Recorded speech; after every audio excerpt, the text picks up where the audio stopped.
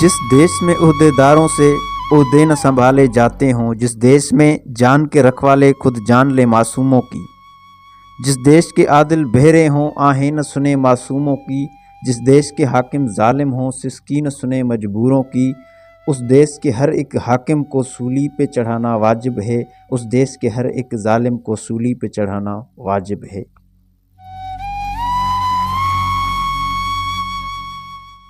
शहीद अजमल सावंत जी मुरझायल मुल्क खां शहीद बहराम खान सावंत जे मरण वक़्तु ॾिनल आख़िरी टहक ताईं कंधकोट जे पाथारीदारनि ऐं सरदारनि जे मुंहं ते फटकार आहे। कश्मीर ज़िले समेत उत्तर सिंध में जारी सावंत सुंदराणी तकरार समेत जारी कबीलाई वेड़ ऐं ॾोह कहिड़ी बि धुर जो रहियो हुजे, पर समूरा जहिड़ा कबीलाई सरदारनि जी चुर्च ते कबीलाई सरदारनि जे पालियल कुतनि जे तरफ़ां थींदा रहिया आहिनि। उहे कबीलाई सरदार जेकी मासूम छोकिरियुनि खे कारो करे उन्हनि कायरियुनि जे रत जी भाड़ खाई वज़ीर मशीर थियनि था, भला सिंध पंजाब या सिंध बलोचिस्तान जूं सूबाई हदूं पार करे उन्हनि रहज़न धाड़ेलनि खे जदीद हथियार कीअं था पहुचनि। कबीलाई जहिड़ा झगड़ा त पहिरियां बि थींदा रहंदा हुआ, पर उन्हनि जहिड़नि झगड़नि जा जिरगा करे ॾोही धुरियुनि ते थोरो घणो ॾंडु विझी मामला ख़तमु कया वेंदा हुआ। कबीलाई सरदारनि जी मौजूदा लोध कबीलाई जहिड़नि जी भटीअ जी बाहि विसामजणी नथी ॾिए।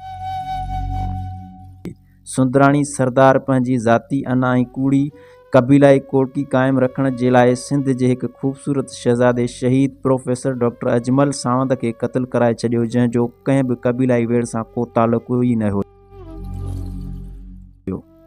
शहीद अजमल सावंत जो पूरो ख़ानदान इंतहाई पढ़ियल लिखियल सुलझल ऐं नौकरी पेशा हुजण जे करे कंधकोट जे कबीलाई गंद मां निकिरी सखर शहर में शिफ्ट थी आयो, पर सुंदराणी सरदार खे शहीद अजमल सावंत हिकु सोलो टारगेट मिलियो, जंहिं कॾहिं बि पंहिंजे हथ में को हथियार न खयो हुयो। अॼु सुंदराणी बिरादरी जे हथां अगवा थियल शहीद बहराम खान सावंत खे मारजंदे ॾिसी उहो यकीन थी वियो त 1000 कुता गॾिजी बि हिकु शींहं जो शिकार कनि, शींहं मारिजी बि वञे, पर शींहं जी दहशत उन्हनि कुतनि जे चेहरे तां ख़तमु नाहे थींदी।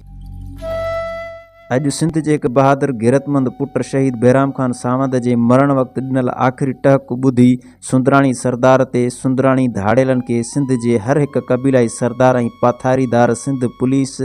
जे आफ़ीसरनि ते ऐं सिंध जे लोफर सियासतदाननि जी पूरी आकाश जे कोड़ वरतल सिस्टम ते लानत हुजे।